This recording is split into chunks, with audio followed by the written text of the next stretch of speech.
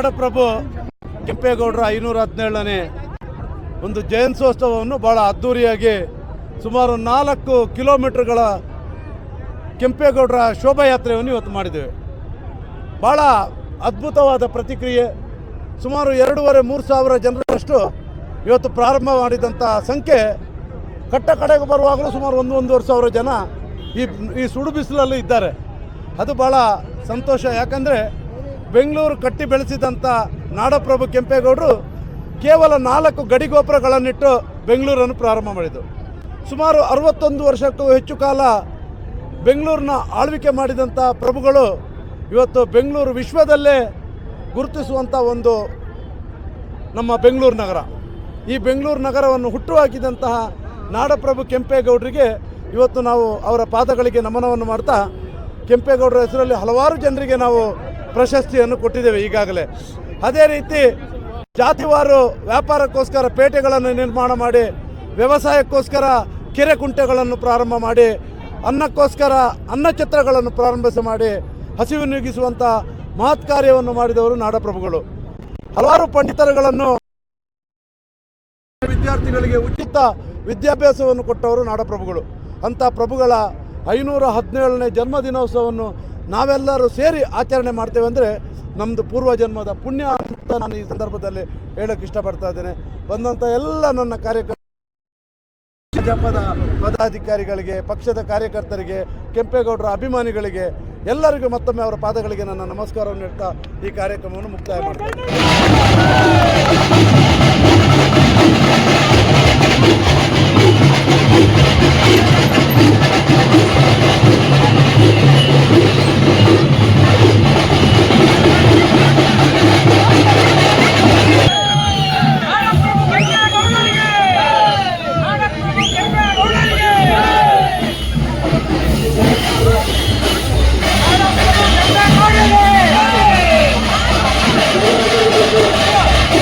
ನಗರ ಎಲ್ಲ ಮತದಾನ ಪ್ರಭುಗಳಿಗೆ ಹಾಗೂ ಇಲ್ಲಿ ಸೇರಿರುವಂಥ ಎಲ್ಲ ಭಕ್ತರಿಗೆ ಧನ್ಯವಾದ ಹೇಳಕ್ಕೆ ಇಷ್ಟಪಡ್ತೀನಿ.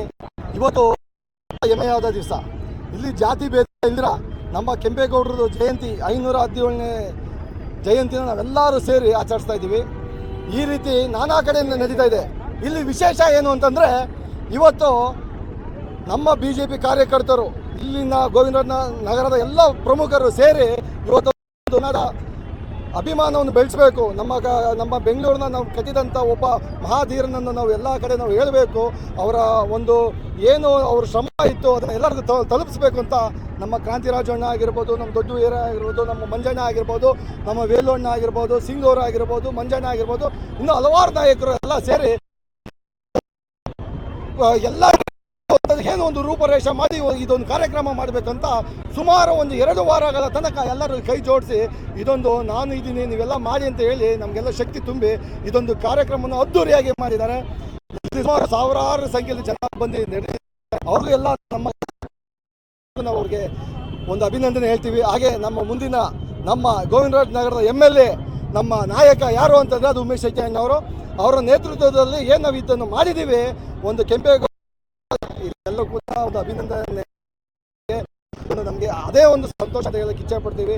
ಮತ್ತು ಇಲ್ಲಿ ಬಂದಿರೋಂಥ ಎಲ್ಲ ನಾಯಕರಿಗೂ ಹಾಗೆ ಎಲ್ಲ ಮೀಡಿಯಾದವ್ರಿಗೂ ನಮ್ಮ ಎಲ್ಲರ ಕಡೆಯಿಂದ ಧನ್ಯವಾದ ಹೇಳಕ್ಕೆ ಇಚ್ಛೆಪಡ್ತೀನಿ.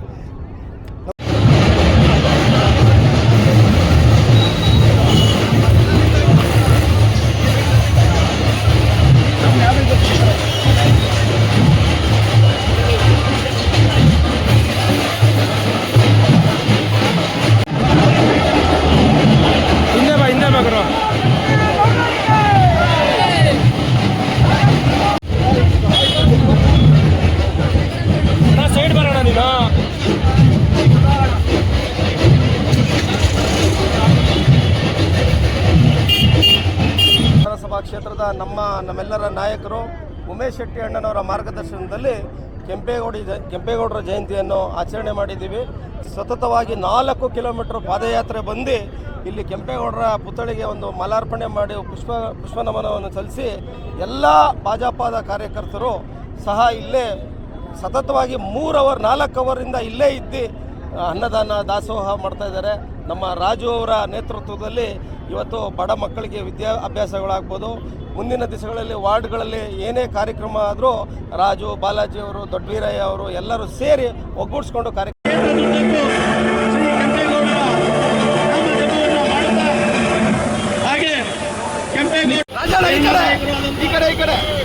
ಶ್ರೀಯುತ ಕೆ. ಉಮೇಶ್ ಶೆಟ್ಟಿರವರಿಗೆ ನಮ್ಮ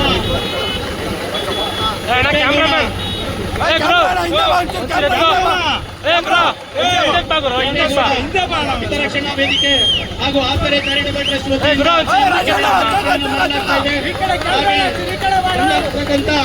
ಎಲ್ಲ ಕಾರ್ಯಕರ್ತರ ಬಂಧುಗಳಿಗೆ ಪಾದಗಳಿಗೆ 4 ಕಿಲೋಮೀಟರ್